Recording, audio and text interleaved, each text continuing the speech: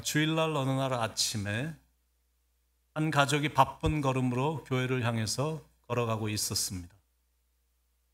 교회에 이제 가까이 오자 양쪽에 엄마 아빠 손을 잡은 어린아이가 엄마 아빠를 번갈아 보면서 엄마, 아빠 오늘은 예배 시간에 절대 졸지 마.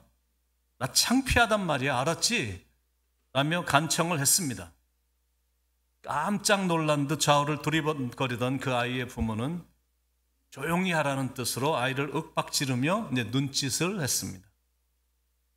그들이 젠걸음으로 교회에 도착한 시간은 이미 찬양대의 송영이 끝나고 다들 사도신경으로 신앙 고백을 하고 있을 때였습니다.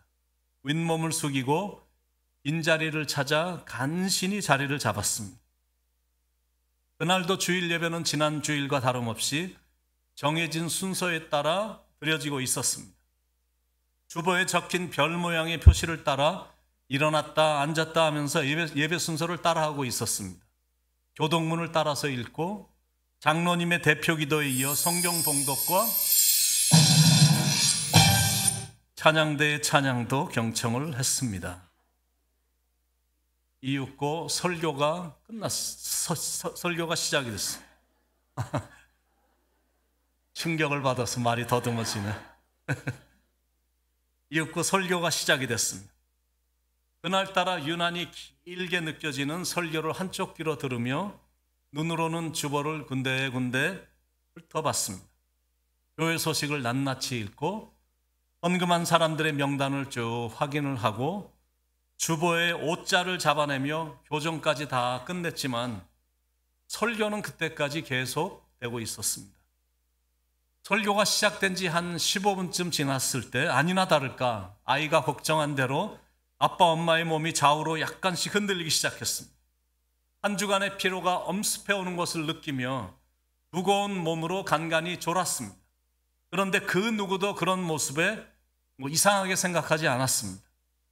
가끔 설교자의 어조가 상승될 때는 졸음에 겨운 눈을 식혀뜨기 위해 애를 써보지만 눈꺼풀에 무거운 추가 달린 것처럼 잠시 눈을 떴다가는 다시 이전보다 더 큰 무게를 느끼며 눈을 감았습니다. 졸음을 쫓기 위해 가끔 고개도 흔들어 보고 심하게 조는 엄마의 옆구리를 고사리 같은 손으로 툭 쳐보기도 하고 주보를 가지고 비행기를 접어보기도 하지만 그 아이의 부모는 지그시 고개를 숙인 채 깊은 묵상에 잠긴 듯 졸고 있었습니다. 그러던 어느 순간 이 어린아이가 더 이상은 참을 수 없다는 듯이 칭얼대며 부모에게 이렇게 쫄랐습니다. 엄마 아빠 졸지 말고 빨리 요금 내고 집에 가자. 왜 이런 일들이 교회 안에서 일어나고 있을까? 대체 왜 그럴까? 인생살이가 너무 힘들어서 피곤해서 그런 걸까? 그럴 수도 있습니다. 이민생활이 굉장히 고달프기도 하고 해야 될 일들도 너무 많기도 하고 고달픈 부분이 이민의 삶에는 많이 있기 때문에 그렇습니다. 그런데 이제 이런 부분들을 영적으로 보면 이런 현상이 나타나는 것은 영적으로 죽었거나 지금 죽어가고 있기 때문일 거거든요. 어쩌면 설교하는 목회자도 영적으로 그런 상태이기 때문에 그런 졸린 설교를 매주일 하고 있을 것입니다. 근데 왜 이렇게 됐을까? 왜 이런 상황이 일어날까? 그거는 예수님의 명령을 suggestion, 건의하는 정도로 생각하기 때문에 그렇습니다. 영과 진리로 예배할지니라. 이건 주님의 분명한 명령인데 그냥 매번 매주일 대충 때우는 겁니다. 빨리 요금이나 내고 집에 가자라는 식입니다. 이 정도의 마음을 가지고 하나님과 친밀할 수가 있을까? 그 정도의 자세와 태도로 어떻게 우리가 하나님을 만날 수가 있겠는가라는 거예요. 미국의 유명한 목사님 중에 복음에 있어서만큼은 절대 타협이 없는 미국에서 아주 유명한 캘리포니아 LA에 있는 그레이스 커뮤니티 처치의 담임 목사님이 존 맥카터 목사님이신데 그분이 올해가 84세가 되셨습니다. 그런데도 여전히 목회를 하고 계시거든요. 여전히 매주일 왕성하게 설교를 하십니다. 교인들이 절대 목사님 어디 가시지 말라고 그러고 계속 말씀해 달라고 그러니까 교인 수가 아직도 15,000명, 2,000명 이렇게 모이는 대형교회 목사님이신데 여전히 왕성하게 목회를 하시는 분이신데 그분이 책을 썼어요. Worship, the Ultimate Priority 이런 책을 썼는데 거기에 내용에 보면 이런 말이 나옵니다. The supreme duty of the creature is to worship the Creator. 피조물의 가장 중요한 의무는 조물주를 예배하는 것이다. 이렇게 되어 있어요. 이게 맞는 말이다라는 거예요. 크리스찬이 된 우리에게 구원받은 우리에게 가장 중요한 게 있다면 그건 예배거든요. 이 세상에 그 어떤 것이 예배보다 더 중요한 것이 되면 안 된다라는 겁니다.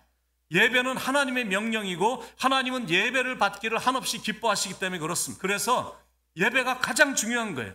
그런 이유 때문에 하나님이 찾으시는 사람은 이 worker, 일하는 사람을 찾는 게 아니라 worshiper, 예배하는 자를 하나님은 지금도 찾으신다라는 겁니다. 요한복음 4장 23절에 아버지께 참되게 예배하는 자들은 영과 진리로 예배할 때가 오나니 곧 이때라. 아버지께서는 자기에게 이렇게 예배하는 자들을 찾으시느니라. 그래서 바라기는 바로 여러분이 하나님이 찾고 계시는 예배자가 되기를 바랍니다. 아, 진짜 내가 찾던 그 예배자가 여기 모자이크 교회에 있었구나. 예배가 삶 자체가 되는 거예요. The worshiping becomes the part of life. 여러분의 인생에 예배란 것은 항상 삶 자체가 되는 거고 그래서 하나님을 계속 영화스럽게 해드리는 삶을 사는 거예요. We honor God continually. 계속해서 이 예배자의 삶을 살아감으로 말미암아 하나님께 이제 영광을 올려드리는 건데 그러기 위해서는 예배가 무엇인지를 확실히 배워야 되는 거예요. 그래서 예배 인생이 되어야 된다라는 거예요. 예배란 무엇일까? 첫째, 예배는 만남입니다. 예배는 하나님과의 만남이에요. 기도를 통해서 찬양을 통해서 말씀을 통해서 물질과 시간과 몸과 마음을 드리는 헌신을 통해서 그리고 성도들과의 영적인 교제를 통해서 내가 하나님을 만나는 것 그게 바로 예배다라는 겁니다. 그러니까 내가 하나님을 만나지 못하고 그냥 단순히 예배만 참석하고 헌금이나 내고 집에 돌아왔다면 그거는 의미 없는 예배를 드리게 된 것이다라는 거예요. 비록 예배 의식은 행했을지는 몰라도 나는 하나님을 만나지 못했기 때문에 의미 없는 예배를 드린 것이다라는 겁니다. 여러분 불교 신자들도 예배를 합니다. 우리는 예배라고 그러지만 그들은 예불이라고 합니다. 우리가 부르는 노래를 찬송가라고 그러는데 그 사람들이 부르는 노래는 찬불가입니다. 옛날에는 불교에서 부르는 노래가 굉장히 슬로우하고 목탁 치면서 이런 노래였는데 우리 교회에서 좋은 노래를 작곡했던 사람들이 그쪽으로 스카웃돼 갖고 돈을 주니까 여호와는 나의 목자시니 내가 부족함 이렇게 작곡한 나훈영 씨 같은 분이 불교에 들어가갖고 작곡을 굉장히 많이 해줬어요. 찬불가를 많이 져줘갖고 그래서 찬송가나 찬불가나 이렇게 이제 지금은 듣다 보면 거의 비슷하다라고 느낄 정도로 그들도 찬불가를 부르고 그들도 예불을 합니다. 모슬렘 신자들도 예배를 하거든요. 하루에 5번씩 15분간 저쪽 사우디아라비아 메카를 바라보며 그들은 나름대로 제사를 지내고 나름대로 예배를 드립니다. 힌두교 신자들도 자기들의 신을 예배하거든. 실은 그들의 삶 자체가 제사고 예배입니다. 그렇기 때문에 힌두교 신자들은 우리처럼 막 교회 가서 이렇게 하는 것보다 자기 집에다가 신상을 갖다 놓고 그거 앞에서 예배를 합니다. 무신론자들도 나름대로 예배를 합니다. 자기들이 가장 가치 있다고 생각하는 것을 놓고 그들도 예배를 드립니다. 그런데 이제 엄밀히 말한다면 그런 거는 예배가 아니다라는 거죠. 자기들이 만들어 놓은 것 앞에서 자기 자신의 유익을 위해 도움을 청하는 것뿐입니다. 자기들이 생각하는 그 신이 자기들을 만나주지 않거든. 그런데 우리는 우리의 유익을 위해서 절대자의 힘을 이용하려고 하는 것이 아니라 위대하신 하나님을 가장 가치 있는 자리에 앉혀드리고 찬양을 통해서 그분의 영광을 드러내고 신령과 진정으로 드리는 예배를 통해서 하나님을 만나려고 하는 거예요. 그게 바로 예배다라는 겁니다.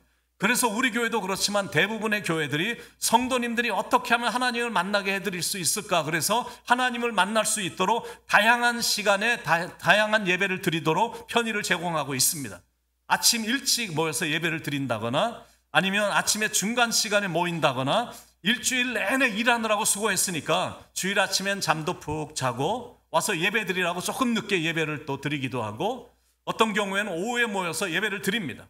어떤 경우는 토요일 저녁에 예배를 제공해서 주일에 못 나오는 성도들을 위해 토요일 저녁에 예배를 드리거나, 아니면 일주일에 한 번 주일날 쉬니까 그날은 좀 가족들하고 들로산으로 좀 여행도 좀 가고 하루 푹 쉬고 오라고 토요일날 저녁에 예배를 제공하기도 합니다.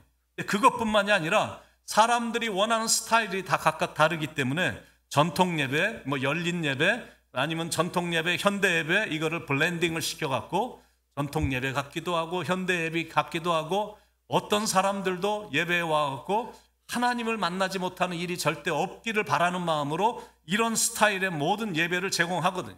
생각날 수 있는 모든 아이디어와 방법과 스타일을 총동원해서 하나님을 만나도록 해드리는데, 그럼에도 불구하고 우리가 하나님을 만나지 못한다면 이런 교회의 노력에도 불구하고 의미 없는 예배를 드린 것이다라는 거예요. 우리는 예배를 드릴 때마다 하나님을 만나고 가야 되는 거거든요. 살아계신 하나님을 느끼고 가야 된다라는 거예요. 다른 말로 말한다면 예배에 성공해야 된다라는 거죠. 그러지 않고 예배를 소홀히 여기면 꼭 나타나는 결과가 뭐냐면 지극히 작은 일인데도 실족하게 되고 시험에 들기도 하고 조그만 파도 앞에서도 쉽게 넘어지고 결국 인생도 실패하게 된다라는 거예요. A.W. 토저 목사님이 이런 말을 했어요. 모든 그리스도인의 삶의 실패는 예배의 영광을 경험하지 못했기 때문이다. 그래서 우리가 하나님을 예배할 때는 최선을 다해서 드려야 되는 거예요. 신령으로, 즉 영으로 드리고, 그리고 진리로 제대로 알고 드려야 된다는 것. 22절에 너희는 알지 못하는 것을 예배하고 우리는 아는 것을 예배하노니 You worship what you don't know. We worship what we know. 우리는 아는 걸 예배하고 너희들은 알지도 못하는, 제대로 알지도 못하는 걸 예배한다, 이렇게 말을 했는데 제대로 알아야 된다는 거예요. 예배에 대해서도 알고, 더 중요한 거는 예배의 대상인 그분에 대해서만큼은 더 확실히 알아야 된다는 거예요. 그럴 때 주님의 높고 위대하심을 온 몸과 마음으로 찬양하며 영과 진리로 예배를 드릴 수 있게 되는 겁니다. 그렇게 예배를 드리니까 하나님도 만나게 되는 거고, 그렇게 예배를 드려서 하나님을 만나니까 내 삶에서 변화가 일어나는 거거든요. 그래서 예배란 무엇인가? 예배는 만남이고, 두 번째 예배는 축제입니다. Worship is a celebration. Worship should be a celebration. 예배는 축제고, 그리고 예배는 반드시 축제로 가야 됩니다. 예수님이 부활하셨으니까 그분을 경축해야 되는 거예요. 주님이 십자가의 길을 우리를 위해서 대신 가셔서 구원의 문을 열어주셨기 때문에 그 사실에 감사하며 주님이 계신 성전에서 이 잔치집과 같은 분위기의 예배를 드려야 된다라는 거예요. 아멘이시죠? 하나님은 예배를 통해서 우리를 만나고 싶어 하시거든. I wanna see you. 내가 너를 보고 싶다. I want to have an intimate time with you. 내가 너랑 정말 친밀하고 싶다. I'm here to meet you. 난 여기 너를 만나기 위해서 왔어. So come. 내가 왔으니까 오라고 주님이 초청하시는 것. 신랑이 신부를 보고 싶어하는 심정으로 하나님은 우리의 예배를 받기 위해 오시는 겁니다. 그런데 우리도 그렇게 설레는 마음으로 온다면 당연히 가슴이 뛰고 그 감동을 주체할 수 없어서 가만히 앉아서 있을 수 없기 때문에 온몸으로 막 춤도 추고 호탕하게 웃기도 하고 축제의 분위기 속에서 기쁘게 예배를 드리는 거예요. 예배는 이렇게 축제가 되어야 된다는 거예요. 이렇게 예배를 드려서 우리가 하나님을 경험하면 어느 누구 할 것 없이 어린아이처럼 즐거워집니다. 그러니까 다윗은 대국의 왕이었지만 하나님과 백성들 앞에서 어린아이처럼 기쁘게 춤을 춘 거예요. 이런 모습이 참된 예배자의 모습이다라는 거예요. 우리는 거룩하게 찬양 드리고 아주 근엄하게 앉아있고 거룩한 가운을 입으면 그걸 거룩하고 경건하다라고 생각하는데, 그런 경향이 있는데 꼭 그렇지만 않거든요. 거룩한 예배란 거는 형식이나 외모나 의식에 있지 않고 성령님이 임재하시는 예배가, 그게 바로 거룩한 예배입니다. 내가 익숙한 찬양과 예배 순서로만 일관된 매끄러운 예배를 드렸다고 해서 그게 거룩한 예배가 아니라 마음과 정성을 다해 드리는 것이 진정한 거룩이고, 그렇게 예배 드리는 것이 거룩한 예배다라는 겁니다. 그러니까 결국 이 부분에서 종종 부딪히거든. 이게 경건의 모양인가 아니면 경건의 능력인가. 대체적으로 사람들이 갖고 있는 관심은 이 예배 장소라든지 예배하는 방법이라든지 이런 형식들을 굉장히 중요하게 여깁니다. 그런데 참된 예배자는 예배의 대상에 관심이 집중되어 있습니다. 21절에 예수께서 이르시되 여자여 내 말을 믿으라. 이 산에서도 말고 예루살렘에서도 말고 너희가 아버지께 예배할 때가 이르리라. 이렇게 되어 있어요. 참된 예배는 단순히 훌륭하고 경건한 예식을 행하는 게 아니라 살아계신 하나님 아버지께 반응하는 게 이게 참된 예배거든. 요한계시록 4장 8절에 보면 이런 말이 나옵니다. 그들이 밤낮 쉬지 않고 이르길 거룩하다 거룩하다 거룩하다 주 하나님 곧 전능하신 이여 전에도 계셨고 이제도 계시고 장차 오실 이시라 하고 이런 말씀이 나와요. Holy, holy, holy is the Lord God Almighty who was and who is and who is to come. 이러면서 하나님께 거룩하신 하나님께 반응하는 그런 장면이 나오거든요. 그러니까 찬양으로 내가 경배함으로 그리고 예배로 하나님께 이렇게 반응을 보이는 거예요. 여러분 찬양하고 예배의 차이점이 뭐냐면 We praise God for what He has done for me. 하나님이 나를 위해서 하신 그것을 높이는 것, 그게 찬양이거든요. 그러면 예배는 We worship God for who He is. 하나님이 하나님이심을 우리가 인정하며 높여드리는 것, 그게 예배거든. 그러니까 단순히 예배 장소나 예배 형식이나 예배 순서 자체가 아니다라는 건 예식과 순서를 통해 그 모임 가운데 임하시는 하나님께 내가 반응을 보이는 것, 그게 예배다라는 거예요. 물론 예배 환경도 중요합니다. 진행하는 방법도 무시할 수는 없어요. 예배의 순서라든지 예배의 내용도 무시할 수 없습니다. 그런데 이런 모든 것들은 하나님과의 만남을 도와주는 도구에 불과하다라는 거예요. 그러니까 예배의 대상인 하나님하고는 별로 관계도 없이 순서 자체에만 반응을 보이고 있거나 내가 의무감으로만 예배를 드린다면 하나님을 만나지도 못한 채 순서만 따라가다가 끝나게 되는 것이다라는 거예요. 그래서 만약 경건의 능력은 없고 경건의 모양만 있다면 예배의 분위기를 싹 바꿔야 되는 거예요. 무엇보다 예배에 대한 마음 자세를 바꿔야 된다는 거예요.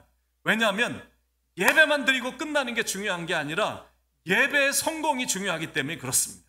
그래서 예배를 준비하는 하나하는 것도 최선을 다해서 준비하는 거고 예배의 성공을 위해서 기도하시는 분들이 중보 기도도 하는 거거든요. 그렇게 기대하고 설레는 마음으로 우리는 예배를 드리는 거예요. 그렇게 할 때 예배 전체 시간은 비록 짧다 할지라도 그 시간만큼은 축제의 시간이 되는 겁니다. 여러분 세상에서 진행하는 열린 음악회도 여러분들이 보시면 알지만 열린 음악회나 세상의 어떤 콘서트나 이런 거 방송국에서 이렇게 보면 거기서 참여하는 가수들도 그렇고 그걸 보기 위해서 온 관중들도 보면 시간 흥분된 마음으로 열정적으로 어떨 때는 막 이런 몽둥이 같은 걸 치면서 전체 청중이 거기에 몰입돼 갖고 빠지고 광적으로 막 하는 그런 모습을 보게 되거든요.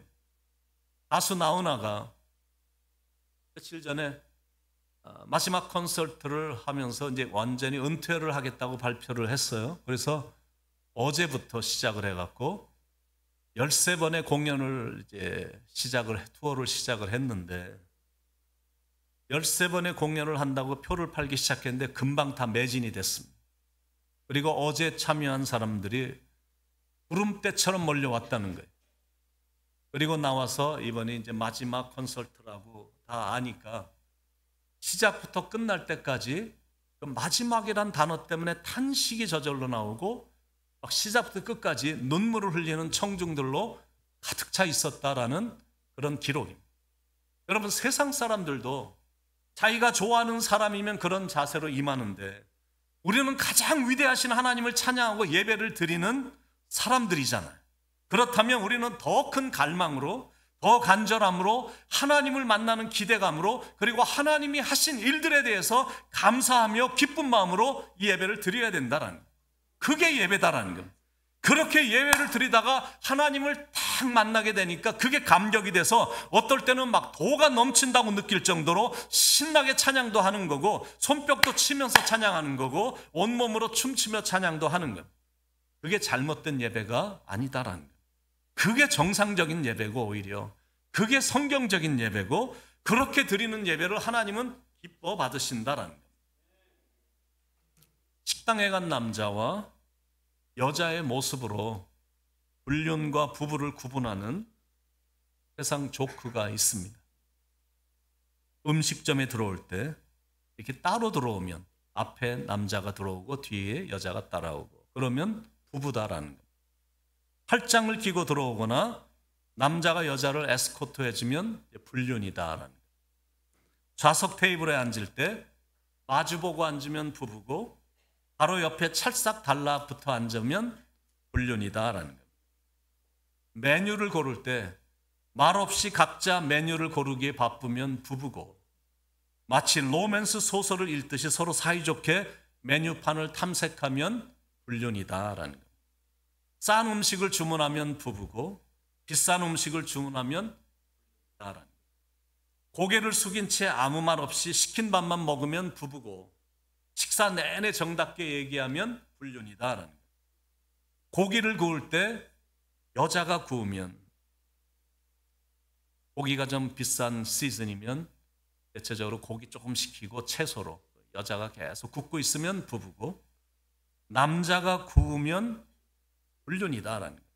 고기엔 큰 관심이 없고 서로 태운 고기 안 먹이려고 애쓰는 이런 모습을 볼 때 이거는 불륜이다, 이렇게 말한다라는 거예요. 음식과 함께 술을 곁들일 때 실수로 술을 엎지르면 부부인 경우에는 그날은 제삿날이고, 러브샷이 기본이면 불륜이다라는 거예요. 계산할 때 여자가 돈을 내면 부부다라는 거예요. 각종 할인 카드 및 포인트는 챙길 수 있는 만큼 모두 챙기고, 남자가 돈을 내면 불륜이다라는 거예요. 될 수 있으면 다 헌금으로 계산하려고 하고 현금 영수증 절대 요구하지 않는다라는 거예요. 식당을 나가서 자동차가 곧장 집으로 향하면 부부고, 멋진 곳으로 드라이브하면 불륜이다라는 거예요. 차 안에서 무표정하게 있다가 목적지에 도착해서 말없이 내리면 부부고, 차 안에서 웃으면서 얘기하면 불륜이다라는 거예요. 참 이상하지 않습니까? 이런 게 조크라는 게 이상하지 않냐라는 거예요.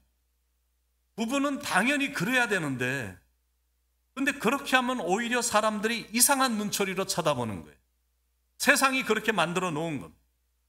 예배라는 것도 원래 축제가 되어야 되는데, 축제처럼 예배를 드리면 마치 뭐 이단에 빠진 사람 쳐다보듯 쳐다보고, 아니 불륜자를 쳐다보듯 이상하게 그런 식으로 축제 분위기의 예배를 드리면 오히려 그렇게 쳐다보는 게 이상한 거예요. 여러분, 예배란 거는 숙제가 아니야. 역겹고 지루하고 따분한 게 예배가 아니다라는 거예요. 예배는 살아계신 하나님을 예배하는 거기 때문에, 그래서 당연히 축제로 드려야 된다라는 거예요. 그게 정상적인 예배다라는 거예요. 그래서 예배는 만남이고, 두 번째는 축제고, 세 번째는 삶의 연속입니다. 여러분, 이 세상에 예배하는 자들이 얼마나 많습니까? 주일마다 전 세계에서 예배하는 사람들의 숫자를 다 카운팅을 하면 굉장히 많은 숫자가 될 거예요. 그리고 주일날 드리는 그 예배를 위해 돈을 쓰는 그 돈을 다 합한다면 굉장한 돈을 매주일 그 예배를 위해서 교회들마다 굉장히 쓸 거예요. 그런데도 하나님은 지금조차도 예배하는 자를 찾으신다니, how ironic that is. 이게 얼마나 아이러니하냐라요. 이게 무슨 교훈이냐면, 일주일에 1시간 예배 드린 것으로 다 끝났다고 생각하는 사람들이 대부분이다라는 거예요. 진정한 예배자는 절대 그런 사람 아니다라는 거예요. 진정한 예배자의 모습은 예배 후의 삶 속에서 진정한 예배자의 모습이 보여져야 된다라는 거예요. They are true worshiper. 이런 사람들이 참 예배자다라는 거예요. 다시 말씀드리지만, 하나님의 관심은 예배 행위라든지 예배 프로그램이라든지 예배 순서에 거기에 있지 않습니다.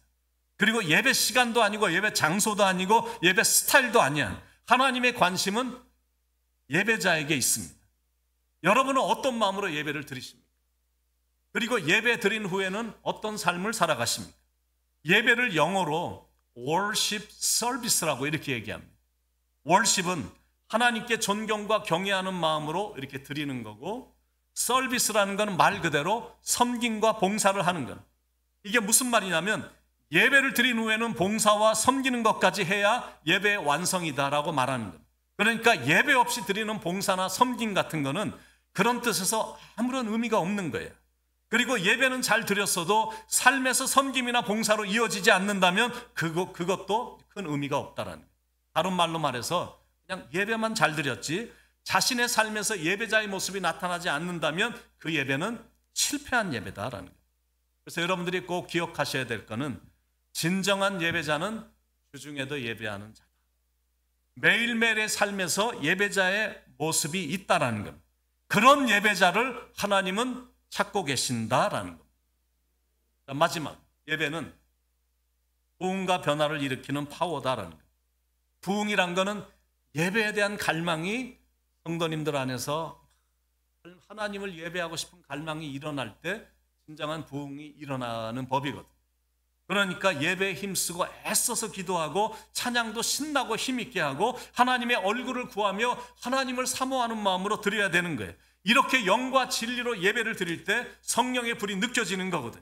그러니까 내가 신령과 진정으로 예배를 드렸더니 성령의 불이 확 느껴지니까 예배를 드리고 내가 성전문을 나설 때 느껴지는 That was an awesome worship experience 하고 내가 소리를 치며 성전을 나가는 거거든.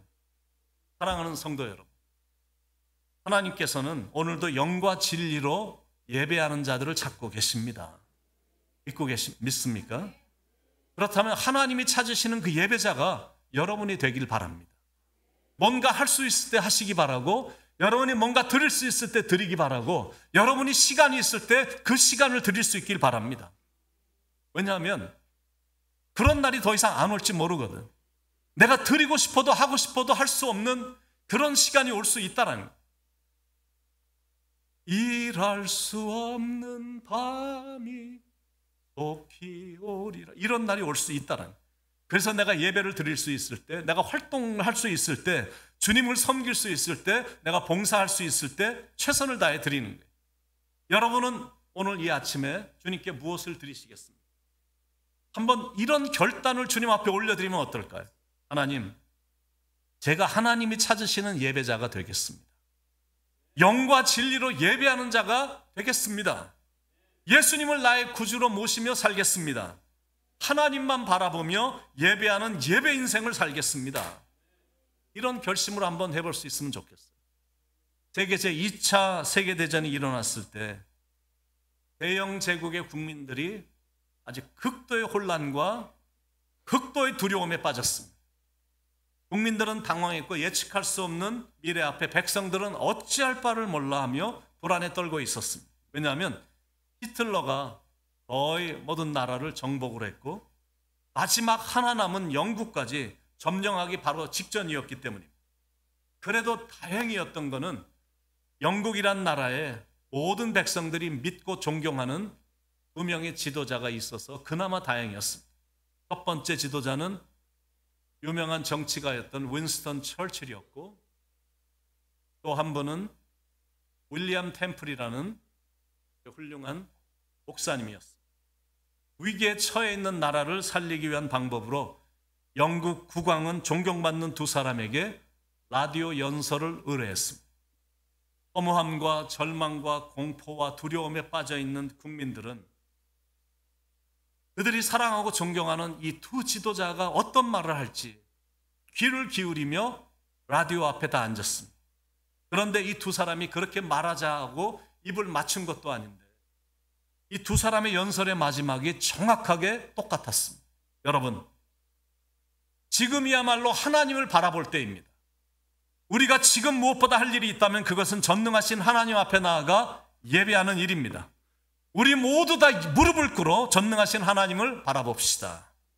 그 연설을 들은 백성들은 일제히 다음날 아침 가까운 교회로 나가 하나님께 예배를 드렸는데 성령님께서 백성들의 마음을 감화시키셔서 국민들의 마음은 금방 안정이 됐고 전쟁을 대비할 수 있는 용기가 용솟음쳤다라고 역사의 한 줄에서는 그렇게 기록이 되어 있습니다.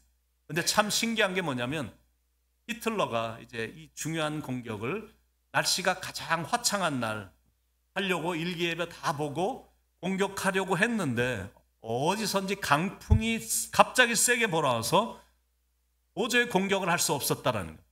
그래서 안 되겠다 생각이 들어서 안개가 낀 날을 택해갖고 기습 공격을 하려고 했는데 800년 만에 처음으로 이 도보 해협에 안개가 끼지 않고 그냥 지나갔다라는 거예요. 그래서 자기들이 보유하고 있는 아주 무서운 잠수함으로 공격을 하려고 했는데 출격 전날 밤에 대서양에 큰 해일이 일어나 그렇게 자랑하던 잠수함들이 다 산산조각 나고 말았다라는 거예요. 바로 그때 미국의 아이젠하워 대통령이 이끄는 연합군이 노르만디에 상륙을 해서 전쟁에서 승리를 거둠으로 세계 2차 대전은 히틀러의 실패로 막을 내렸습니다. 자, 이런 게 우연의 일치일까? I don't think so. 저는 그렇게 생각하지 않습니다. 하나님의 백성들이 하나님이 백성들이 드린 진정한 예배를 받으시고 하나님이 그 모든 일에 직접 개입하셨기 때문에 이런 기적이 일어난 걸로 믿고 있거든요. 그러니까 예배의 성공은 결국 인생의 성공으로, 삶의 성공으로 이어지고, 그리고 내가 예배에 성공하고 삶이 성공하니까 내 삶에 기적이 계속 일어나는 거거든요. 그래서 여러분의 인생이 예배에 성공하는 예배 인생이 되시길 축원드립니다.